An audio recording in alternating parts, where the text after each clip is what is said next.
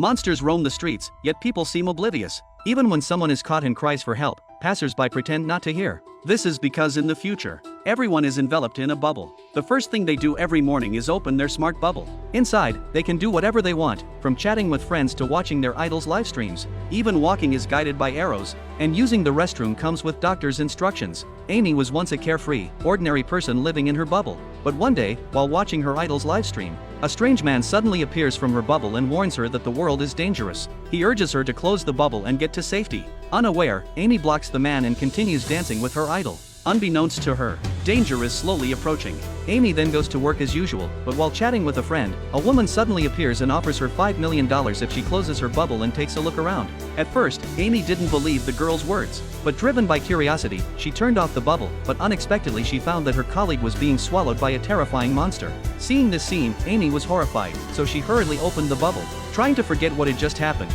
but this method of covering her ears and stealing the bell was not working at all. At this time, the girl and the man appeared again and persuaded her to turn off the bubble and leave the place. Although Amy was very reluctant, she thought of the terrifying monster and the colleague who was swallowed, and decided to follow their advice. Then Amy plucked up the courage to turn off the bubble, and stood up to leave. However, without the guidance of the bubble arrow, Amy was like a headless fly, unable to find her direction, and kept bumping into the table. So in order to leave this place as soon as possible, Amy had to open the bubble again. With the guidance of the arrow, Amy successfully escaped from the office, but when she was about to take the elevator to leave, a monster suddenly appeared in the elevator, and the arrow kept guiding her forward. Although Amy knew this was wrong, because of her trust in the bubble, she still walked in. Fortunately, the monster did not attack her.